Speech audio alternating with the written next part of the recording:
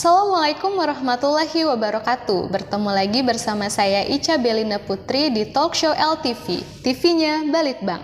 Hari ini kita akan membahas mengenai pahlawan yang ada di balik layar pendidikan di Indonesia.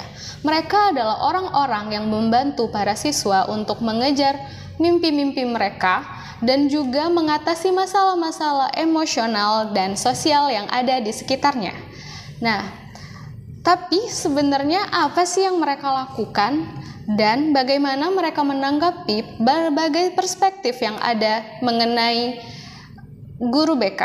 Nah, bersama saya sudah bergabung narasumber yang luar biasa, ahli di bidangnya, seorang Widya Iswara ahli utama, Ibu Dr. Anda Nelly Nurmeli, Magister Manajemen. Assalamualaikum Ibu. Waalaikumsalam Mbak Ica. Apa kabarnya? Alhamdulillah baik Mbak Ica. Sekarang kesibukannya lagi ngerjain apa aja nih Bu? Oke. Kesibukan kita sehari-hari tentunya kita selaku Widya Iswara ya, kita melakukan tupoksi yang ada di Balai Diklat. Dan ada juga tupoksi yang lain yang sudah diamanahkan. Nah, ini harus kita lakukan ya sesuai dengan apa yang ada di Balai Diklat ini, dan mudah-mudahan apa tugas-tugas pokok ini sudah berikan mendapatkan kesehatan bagi kita semua dan semangat, dan apa yang sudah berikan bisa menginspirasi bagi orang banyak. Gitu Mbak Ica. Wow, menarik banget nih keseharian Ibu sebagai Widya Iswara ahli utama. Nah Bu, balik lagi ke tema yang tadi sudah Ica bahas nih Bu, tentang banyaknya perspektif negatif mengenai guru BK. Nah, menurut Ibu, kenapa sih image ini ada di kalangan masyarakat tentang guru BK yang dianggap sebagai polisi sekolah? Itu gimana sih Bu menurut Ibu? Terima kasih Mbak Ica. Sebenarnya pertanyaan Mbak Ica ini mewakili pertanyaan setiap orang ya, yang sudah banyak ini bertanya tentang hal-hal seperti ini. Kalau dibicarakan bahwa image BK itu ya membuat atau dijadikan polisi sekolah itu memang sejak dulu. Oleh karena apa? Di setiap suatu sekolah ini yang sebagai guru BK atau tugas pada guru BK itu sendiri adalah sebagai ya diberikan pemotong rambut, tempat siswa yang bermasalah, siswa yang minggat atau apalah semuanya. Jadi image seperti ini yang memang sudah sejak lama. Nah, oleh karena ini adalah yang harus selaku guru BK harus dihilangkan ya. Jadi jangan dibiarkan berlarut-larut hal-hal seperti ini, tapi memang harus kita selaku guru BK, Bapak Ibu semua, kalau saya memberi pelatihan, ini saya memberikan harus dihilangkan image bahwa guru BK itu adalah polisi sekolah. Oke. Iya kan, seperti yang kita ketahui, image BK itu selalu berkaitan dengan siswa yang bermasalah, siswa yang nakal. Nah, gimana sih Bu cara mengubah perspektif itu biar guru BK itu tidak identik dengan siswa-siswa yang bermasalah saja? Oke. Nah, tentunya dalam hal ini selaku guru BK sering mensosialisasikan ya, apalagi pada saat orientasi siswa baru ini harus berikan semangat atau pada para guru-guru yang lain supaya guru yang lain tahu oh tugas bimbingan konseling ini hanya bukan sebatas siswa yang bermasalah tapi juga tidak bermasalah, dan ini pun untuk memberikan atau potensi yang ada pada diri anak itu supaya lebih bagus. Nah, ini supaya lebih utuh. Jadi itu tugas memberikan. Jadi bukan hanya siswa yang mempunyai masalah dalam hal ini Mbak Ica ya. Kita berbicara mengenai ini, tapi yang tidak bermasalah pun atau pencegahan jangan sampai anak tersebut mengalami suatu masalah. Itu Mbak Ica. Wah, berarti memang fokusnya guru BK ini bukan hanya untuk siswa bermasalah, tetapi juga untuk siswa-siswa yang tidak bermasalah ya Bu. Iya.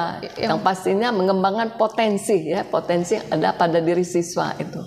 Oh, berarti itu merupakan salah satu tugas pokok ya Bu dari seorang guru BK. Iya. Nah, tapi kan Bu di luar itu kita tahu kalau guru BK tuh banyak dianggap sebagai guru yang makan gaji buta nih Bu. Nah, menurut Ibu sebagai Widya Iswara nih yang mengajar, yang menangani guru-guru BK ini, itu tanggapan itu benar atau salah nih Bu? Bukan benar salah ya, tapi sangat dikasihankan sekali ya menanggapi bahwa guru itu dikatakan guru BK itu makan gaji buta. Nah, itu mungkin sejak zaman dulu atau sejak dulu bahwa dikatakan BK itu tidak ada pekerjaan sama sekali ya. Pernah kita ngelihatkan di suatu sekolah ya, guru itu hanya duduk diam saja. Nah, ini oleh karena apa? Mungkin tidak diberikan jam khusus. Nah, hal-hal seperti ini adalah PR bagi khususnya untuk profesi ABKIN ya, Asosiasi Bimbingan Konseling itu supaya guru-guru BK ini atau di setiap sekolah oleh kepala madrasah itu diberikan 1 jam, tidak masalah itu untuk memberikan bahwa guru BK ini tugasnya hanya pada siswa bermasalah, tapi siswa mengembangkan potensi dan bukan bermasalah. Dan tidak salah juga kalau dulu kita menyebutkan bahwa 24 a job ya, 25 of a job. Jadi 24 jam daripada tugas guru BK itu. Nah, itu dulu. Tapi sekarang oleh karena banyak tugas-tugas yang sudah berikan sehingga lambat laun ya, kita sudah berikan, apalagi sudah kurikulum merdeka seperti ini ya Mbak Ica ya. Daripada bimbingan konseling ini sudah banyak sekali hal-hal yang harus kita lakukan. Kalau dikatakan 24 hour job itu tadi 24 jam, bahwa selain tugas di sekolah, siswa ini sudah di luar jam kelas ya, sudah jam kelas itu masih ada orang tua yang menelpon guru BK, ada yang konsultasi, bahkan ada siswa yang nangis. Nah, itu sungguh sangat luar biasa pekerjaan guru BK itu, banyak sekali. Dan ditambah juga dengan administrasi yang belum terselesaikan. Data siswa, konseling individu, mengadakan konseling kelompok. Nah, itu semua adalah berhubungan dengan bimbingan konseling. Jadi bisa diapresiasi, itu sungguh luar biasa banyak pekerjaannya ya. Jadi kalau saya selaku widyaswara yang kadang menangani pada pelatihan bimbingan konseling itu, menyalahkan bahwa tidak ada pekerjaan guru BK itu atau makan gaji buta tadi ya. Jadi harus dihilangkan sama sekali image seperti itu. Itu Mbak Ica. Oke, berarti kan anggapan selama ini kalau guru BK itu tidak punya job desk atau tidak punya pekerjaan khusus, itu salah besar ya Bu. Ya. Dan karena anggapan-anggapan tersebut, banyak juga pada akhirnya di sekolah-sekolah guru BK itu diambil dari guru-guru yang tidak punya jam mengajar. Nah, jadi dia tidak punya kelas kualifikasi untuk bimbingan konseling nih Bu, tapi dialihfungsikan menjadi guru BK karena harus memenuhi jam mengajar. Itu gimana Bu menurut Ibu? Sampai sekarang itu pun masih ada Mbak Ica ya. Setiap sekolah diadakan suatu atau guru itu sebagai penambal pada guru BK kayaknya ya. Padahal itu tidak benar, bahwa guru BK itu adalah suatu profesi yang alumni biasanya mengajar dari bimbingan konseling adalah keluaran dari bimbingan konseling itu. Sehingga kualifikasinya kalau dia bukan dari guru BK, apa yang akan diajarkannya?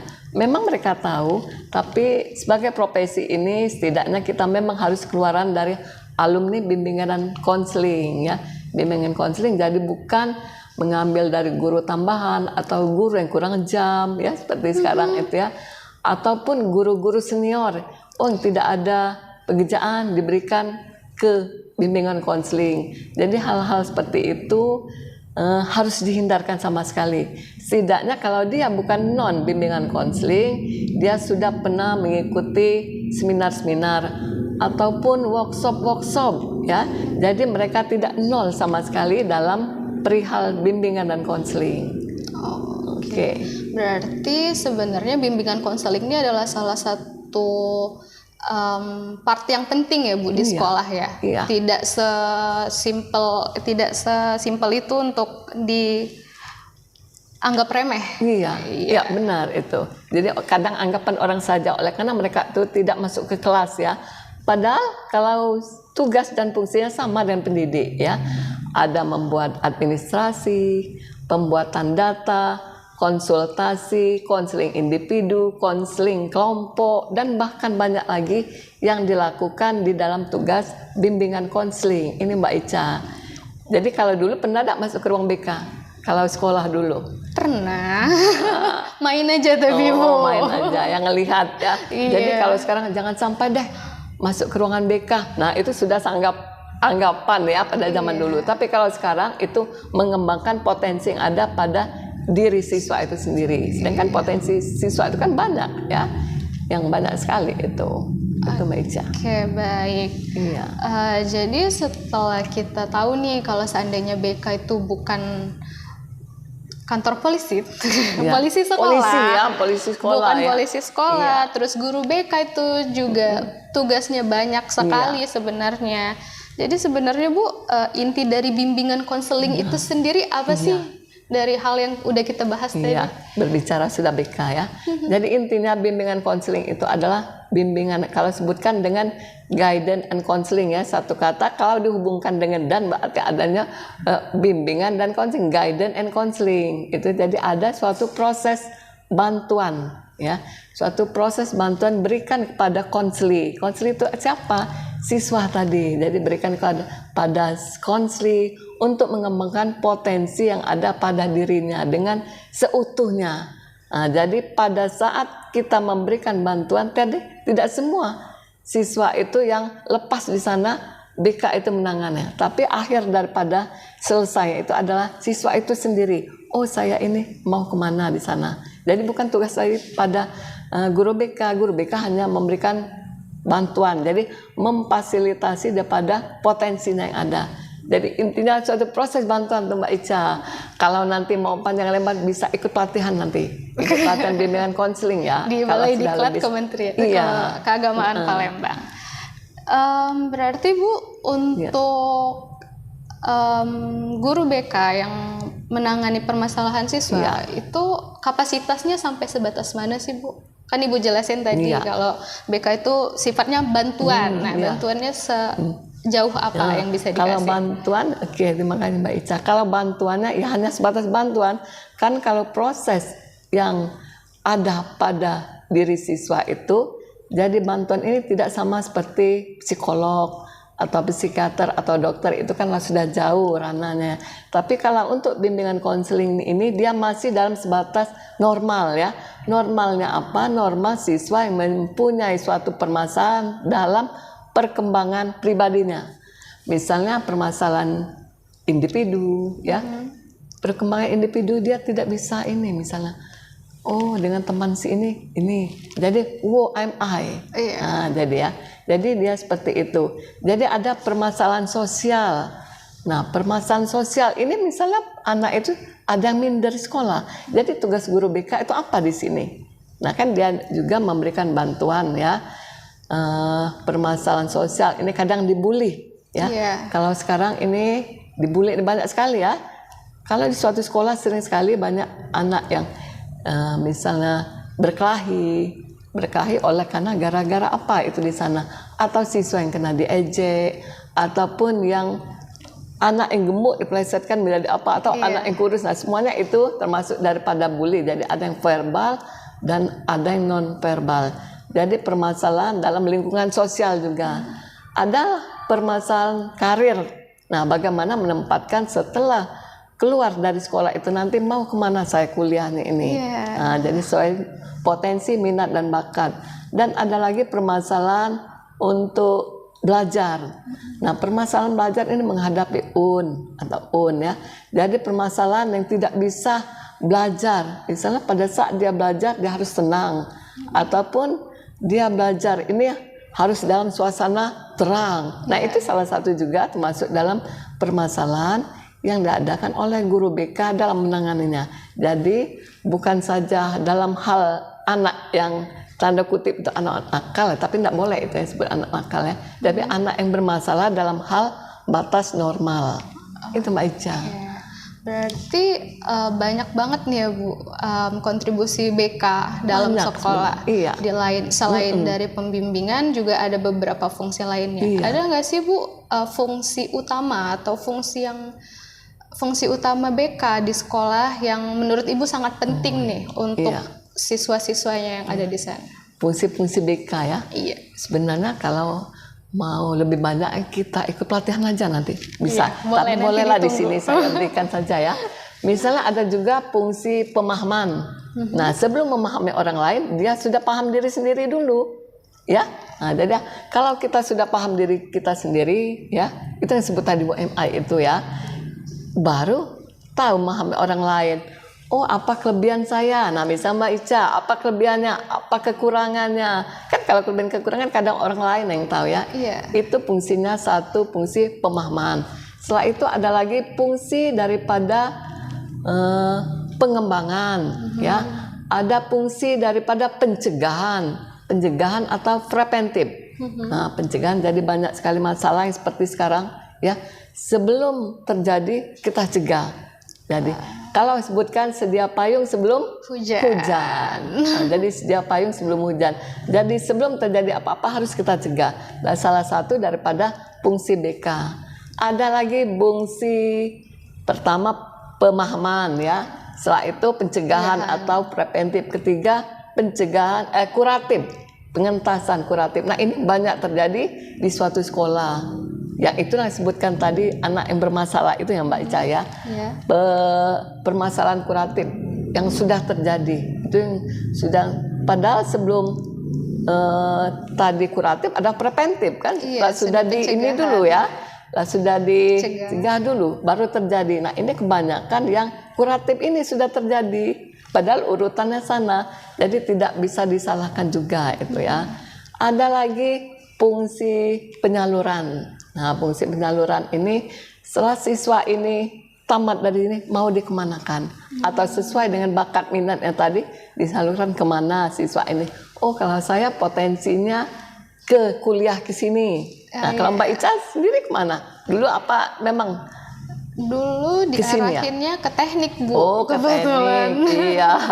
Tadi saya sudah sampai ke sini, ya. Iya, tiba-tiba sampainya di sini. Iya. Iya, ada lagi fungsi penyesuaian itu. Bisa menempatkan atau penyesuaian diri kita di lingkungan masyarakat. Ya, ada fungsi advokasi. Nah, fungsi advokasi ini ada hal-hal yang terjadi pada anak atau hal-hal yang didapatkan anak tapi tidak didapatkan. Nah, itu fungsi advokasi. Ada hak-hak anak yang tidak didapatkan di sana. Nah, itu salah satu fungsi advokasi. Jadi kalau kita berbicara mengenai fungsi bimbingan konseling itu banyak sekali. Salah satunya itu yang saya sebutkan tadi, Mbak Ica, ya. Oke. Wow, ternyata bimbingan konseling itu sekompleks dan semenarik ini, ya, Bu. Sekompleks dan semenarik itu, jadi buat guru-guru, teman guru-guru BK yang ingin tahu lebih lanjut mengenai bimbingan konseling, kita nanti mungkin ada pelatihan di BDK Palembang, bisa ikutan, bisa daftar, biar bisa nanya lebih banyak ke Ibu Nelly. Iya. Itu Mbak Ica kalau sedang pelatihan itu banyak peserta berkolaborasi, ya, antara satu dari tempat yang lain, misalnya dari Babel, dari Bengkulu. Nah, itu di sanalah tempat mereka untuk curhat atau mengeluarkan pendapat tentang ide-ide bagaimana sih bimbingan konseling ini. Dan kalau kita sebutkan bimbingan konseling itu polisi sekolah, gimana menurut sekolah ini atau sekolah. Nah, ini yang harus kita berantas atau tidak kita perkenankan lagi untuk dikeluarkan seperti itu. Jadi pada saat pelatihan-pelatihan seperti inilah selaku guru BK, ya, dia bisa berkolaborasi dan mengatakan bahwa BK itu bukan polisi sekolah tapi sahabat daripada kita. Kenapa sebutkan sahabat? Karena di sana tempat mereka curhat, ya, tempat mereka minta pendapat, mengembangkan potensi. Nah, kalau guru BK itu sendiri menakutkan, gimana hasilnya? Ya, tidak dibayangkan, ya. Mungkin dianggap itu benar polisi sekolah tadi. Kalau sudah polisi sekolah, image kita, menyeramkan, ya, bahwa guru BK itu, ya. Nah, itu Bu Ica. Oke, berarti bersama-sama nih berkolaborasi dengan guru-guru yang ada di Sumbaksel untuk meruntuhkan tembok nih, kalau seandainya meruntuhkan tembok ketakutan siswa-siswa terhadap guru BK, ya, Bu. Jangan sampai deh yang katanya masuk ke ruang BK itu, ya, padahal masuk ke ruang BK itu kan banyak, ya, hal yang dibicarakan itu, ya. Oke, baik. Nah, udah panjang banget nih obrolan kita hari ini, Bu, mengenai bimbingan konseling, mengenai polisi sekolah dan guru BK juga. Nah, yang terakhir nih, Bu, dari Ibu, ada nggak sih, Bu, pesan-pesan Ibu untuk guru-guru BK di luar sana untuk tetap semangat nih melanjutkan perjuangannya? Oke, terima kasih itu Mbak Ica. Oleh karena kita nih BK ada juga kita di dalam grup BK, ya. Jadi semangatlah guru BK itu. Jangan sampai menjadi guru BK yang menakutkan. Nah, jadikanlah BK itu adalah sahabat kita atau teman dekat kita. Sehingga di dalam Bapak Ibu semua sedang mengajarkan tentang bimbingan konseling itu terasa aman dan nyaman, ya. Jadi bisa berkolaborasi di sana. Jadi hilangkan image-image bahwa BK itu polisi sekolah. Itu harus dihilangkan dan harus diberantaskan. Gitu Mbak Ica. Oke, baik. Terima kasih banyak Ibu untuk waktunya sama-sama. hari ini. Iya. Terima kasih juga untuk pemirsa yang sudah menyaksikan LTV hari ini. Saya Ica Belina Putri bersama dengan narasumber kita Ibu Dr. Anda Nelly Nurmeli, Magister Manajemen, mengucapkan terima kasih. Saya pamit undur diri. Wassalamualaikum warahmatullahi wabarakatuh. Waalaikumsalam warahmatullahi wabarakatuh.